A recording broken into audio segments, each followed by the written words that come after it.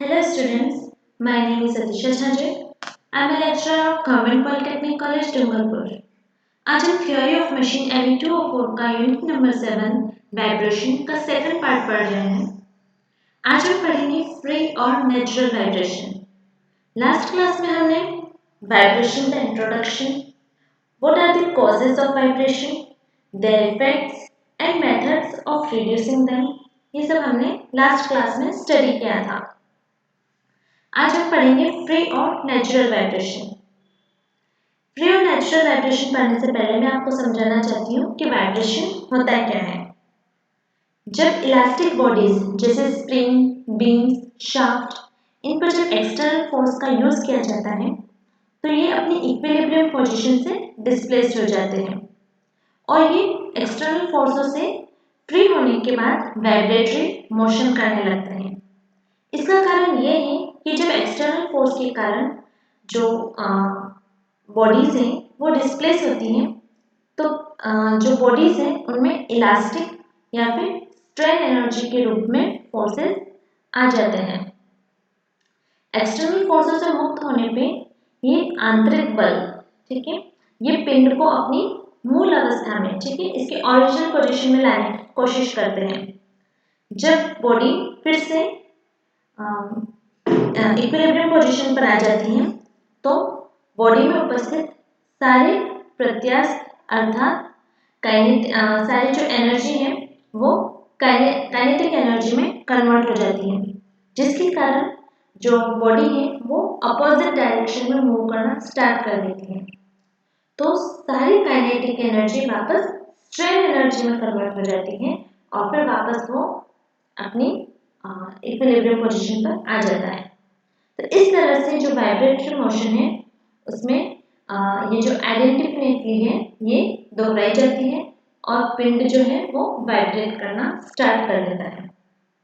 ठीक है, तो क्लियर हो गया। ये अपनी इक्विलिब्रियम पोजीशन पर है, फिर हम किसी एक्सटर्नल फोर्स के थ्रू हम इसे डिस्प्लेस्ड करते हैं तो उससे इसमें जो एनर्जी होती है वो इलास्टिक और स्ट्रेन एनर्जी के रूप में इसमें स्टोर हो जाती है। उसके बाद ये जो एनर्जी है काइनेटिक एनर्जी में कन्वर्ट हो जाती है और ये उसके हमने जिस डायरेक्शन में फोर्स लगाया उसके अपोजिट डायरेक्शन में मूव करती है।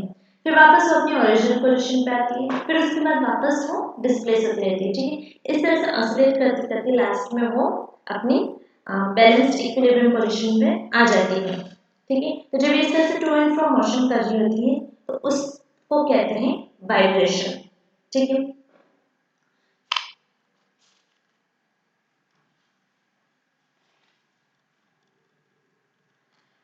फर्स्ट हम पढ़ रहे हैं फ्री और नेचुरल वाइब्रेशन, जिन्हें कहते हैं स्वतंत्र कंपन, यानी कि ऐसे कंपन जो किसी पिंड को आरंभिक विस्थापन यानी कि इनिशियल डिस्प्लेसमेंट देने से उत्पन्न हो जाते हैं और पिंड पर कोई एक्सटर्नल फोर्स नहीं लगता तो उसे नेचुरल वाइब्रेशन या फिर फ्री वाइब्रेशन कहते हैं। इन वाइब्रेशन में ऊर्जा का क्षय नहीं होता, अतः ये कंपन किसी पिंड या पुर्जे में लगातार होते रहते हैं। सरल लोलक का दोलन, ठीक है, यानी कि ऑसिलेशन, सिंपल पेंडुलम का ऑसिलेशन इसका एग्जाम्पल है। इसमें इनिशियल डिस्प्लेसमेंट आरंभिक धक्का देने के पश्चात छोटे बच्चे को झूले में झूलते रहना भी एक फ्री वाइब्रेशन का एग्जाम्पल है।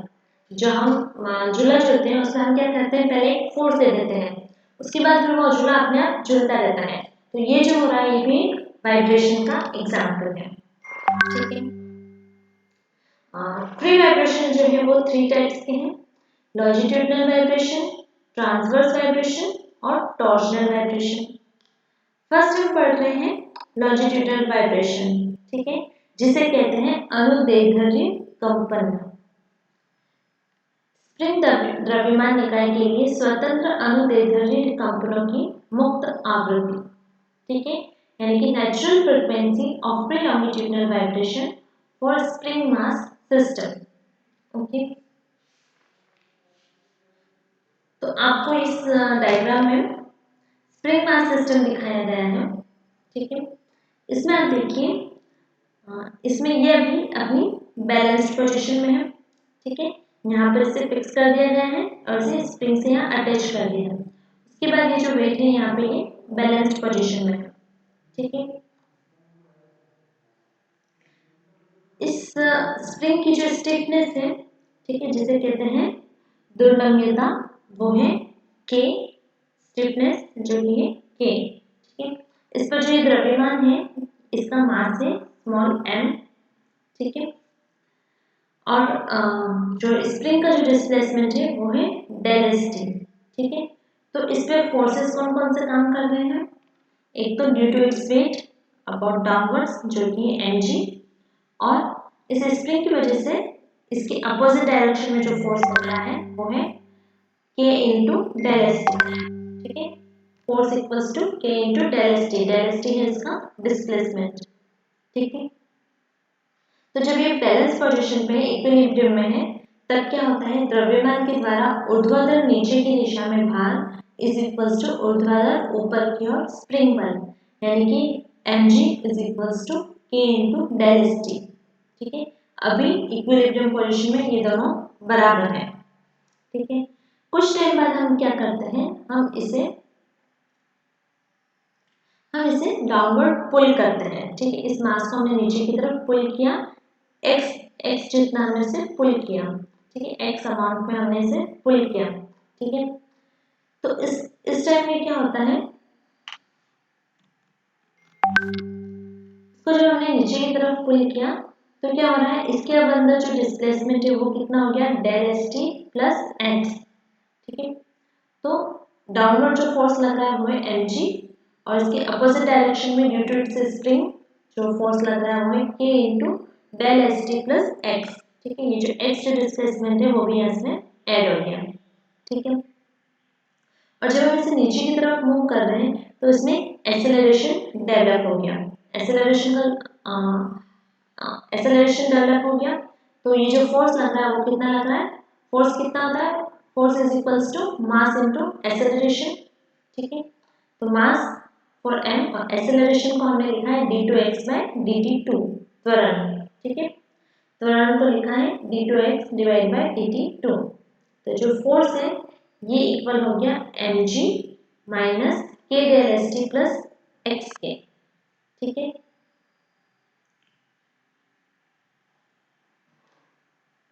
जो फोर्स नीचे लगता है उसे पॉजिटिव लिया जाता है, और जो फोर्स ऊपर लग रहा है उसे जो फोर्स नीचे लग रहा है उसे पॉजिटिव लिया जाता है, और जो ऊपर लग रहा है उसे नेगेटिव लिया जाता है, ठीक है। ये आपको पहले से पता होगा। तो त्वरित बल, ठीक है, इसका फॉर्मूला है पिंड का भार माइनस स्प्रिंग बल, ठीक है। त्वरित बल कितना हो गया, m into d two x divide by D T to.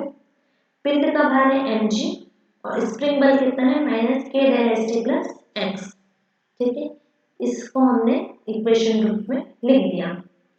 अब चूंकि हमें पता है mg is equals to k del S t, ठीक है। तो हम इसमें से mg इक्वल है k डेल एस टी के, तो ये दोनों कैंसिल हो गए, बचा के अंदर ओनली ये k अंदर x से मल्टीप्लाई हो जाएगा, बचेगा क्या, माइनस k इंटू एक्स, ठीक है। तो हमारे पास क्या बचा, m d2x divide by dt2 is equals to minus kx, ठीक है। फिर इस kx को लेफ्ट हैंड साइड ले गए, ठीक है, और यहाँ पे इक्वल्स टू 0 आ गया, और इस m को नीचे डिवाइड में ले गए, तो इधर क्या आ गया, d2x divide by dt2 plus k by m into x is equals to 0, ठीक है। ये जो इक्वेशन है ये सिंगल डिग्री ऑफ फ्रीडम के सिस्टम के लिए, सिस्टम की नेचुरल वाइब्रेशन के लिए ये इक्वेशन आई है हमें, ठीक है।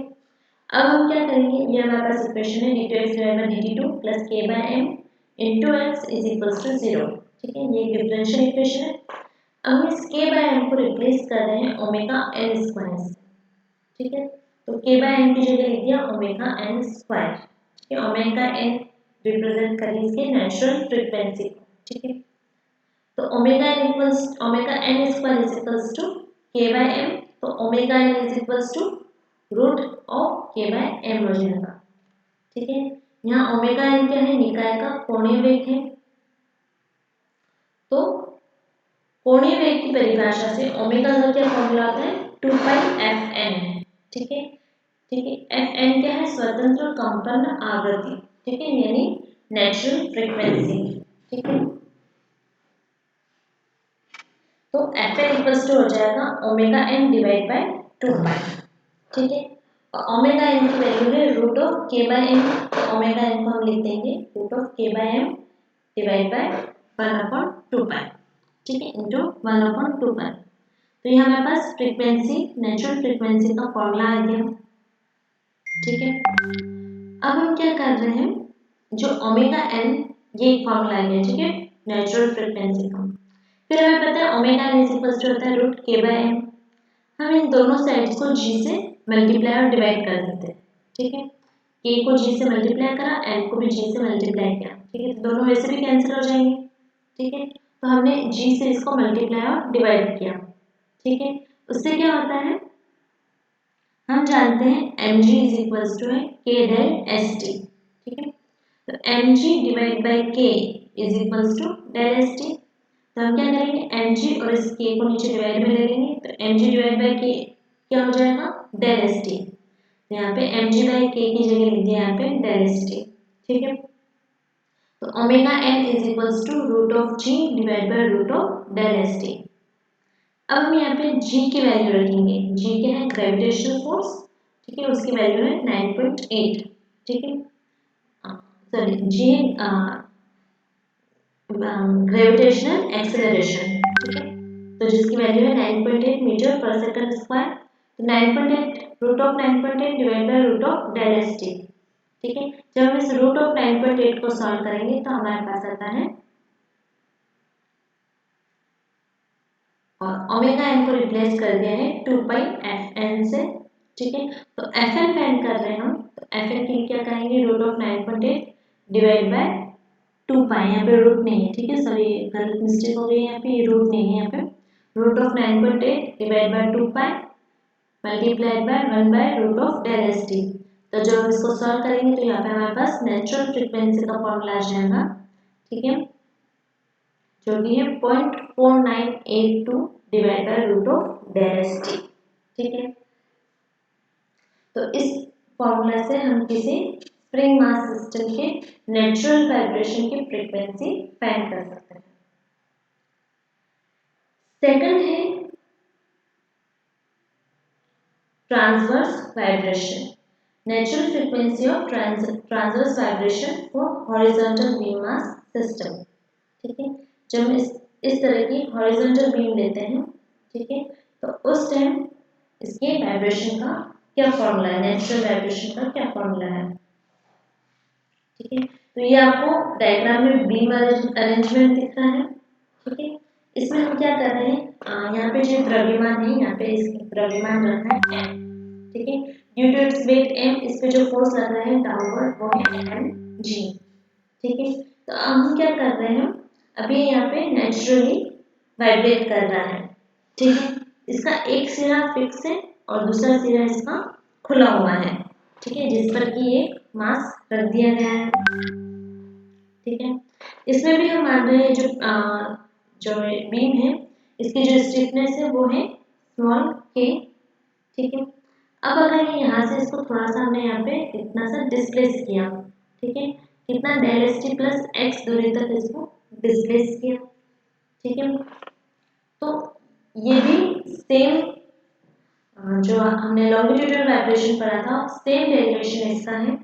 ठीक है, जब ये फ्री पोजीशन में था तो m g is equals to k del S t था।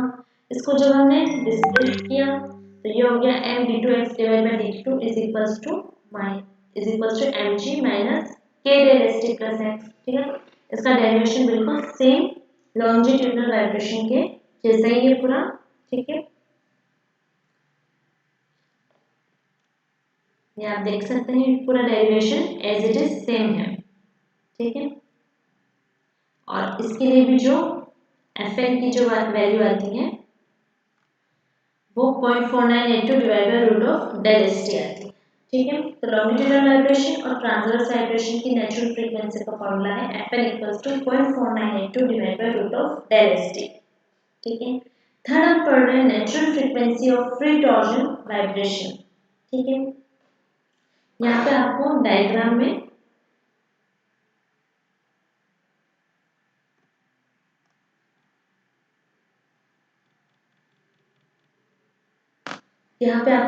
एक शाफ्ट दिख रही है। इसका एक सिरा फिक्स कर रखा है और दूसरे सिरे पर डिस्क लगा रखी है। ठीक है, इस सिस्टम में स्पर्शीय बाह्य बल काम करता है। ये जो ये डिस्क है उसको ये किसी भी कोण में डिस्प्लेस कर सकती है। ठीक है, उसकी वजह से क्या होता है, जो शाफ्ट है ये वापस अपनी ओरिजिनल पोजीशन में आने की कोशिश करती है। ठीक है, और जब ये अपनी ओरिजिनल पोजीशन में आने की कोशिश करती है तो उस टाइम इसमें फ्री वाइब्रेशन डेवलप हो जाता है। ओके,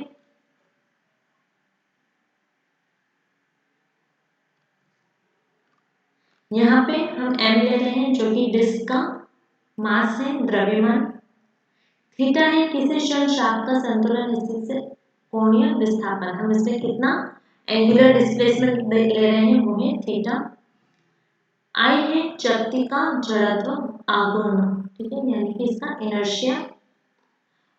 क्यू है शाफ्ट में पदार्थ की मरोड़गम्यता यानी कि टॉर्जनल स्टिफनेस। टॉर्जनल स्टिफनेस हमें लिया है क्यू। ठीक है, तो स्वतंत्र मरोड़ कंपन के लिए त्वरित बल, ठीक है, वो कितना है I d two theta divide by D T two. इसको मोड़ने से इसके अंदर एक रिस्टोरिंग फोर्स लगेगा, वो कितना है क्यू इंटू थीटा। ठीक है, तो जब इसमें वाइब्रेशन डेवलप हो जाएगा तो ये हो जाएगा I d two theta divide by D T two is equals to minus of q theta. Minus भी क्योंकि ये इसके अपोजिट डायरेक्शन में काम कर रहा है। रिस्टोरिंग फोर्स जो हमने फोर्स लगाया उसके अपोजिट में काम करता है, इसलिए यहाँ पे माइनस साइन आया। इस माइनस को लेफ्ट हैंड साइड लेगा तो यहाँ पे ये प्लस हो गया। ठीक है, इसके बाद हमने यहाँ से i को इसमें डिवाइड कर दिया तो d two theta divide by D T two plus q by I into theta is equals to 0। ठीक है, तो हमें डिफरेंशियल इक्वेशन मिल गई और q बाय आई को हमने रिप्लेस कर दिया ओमेगा n स्क्वायर से। तो इक्वेशन आ गई D two theta divide by D T two plus omega n square theta is equals to 0। Omega n square is equals to q by I, तो omega n is equals to root of q by I. तो natural frequency का formula होता है omega n is equals to 2 pi fn, तो fn is equals to 1/2 pi into root of q by I. ठीक है, तो इस equation से हम सिस्टम के जो टॉर्जनल वाइब्रेशन है उसकी फ्रीक्वेंसी फाइंड कर सकते हैं, फ्री टॉर्जनल वाइब्रेशन की फ्रीक्वेंसी फाइंड कर सकते हैं। इसके अलावा एक ही फॉर्मूला है T by J is equals to G theta by L। ठीक है,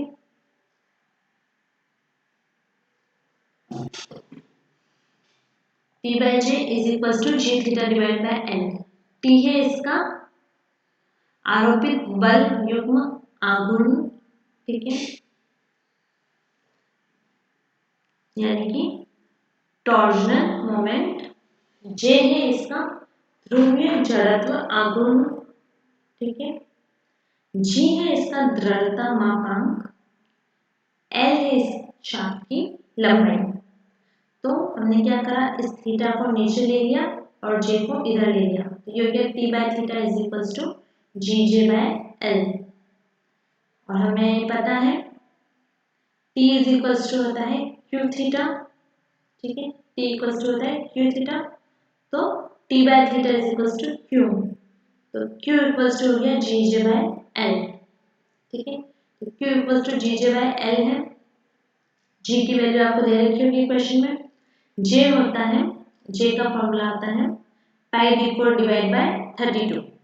ठीक है, तो पाई डी फोर डिवाइड बाय 32 से हम J की वैल्यू फाइंड कर देंगे। L इसकी शाफ्ट की लंबाई दे रखी होगी तो इससे Q की वैल्यू आ जाएगी। ठीक है, तो जब Q की वैल्यू आ जाएगी तो यहाँ पे हम यहाँ पे Q की वैल्यू डाल देंगे डिवाइड बाय I। I तो क्या है, मोमेंट ऑफ इनर्शिया। ठीक है, तो इस तरह से हम इसे कैलकुलेट करके नेचुरल फ्रीक्वेंसी फाइंड कर सकते हैं। ठीक है, तो आज हमने पढ़ लिया फ्री और नेचुरल वाइब्रेशंस। ठीक है, अगर आपको इससे रिलेटेड कोई भी डाउट हो तो आप मुझे कमेंट सेक्शन में पूछ सकते हैं। Thank you.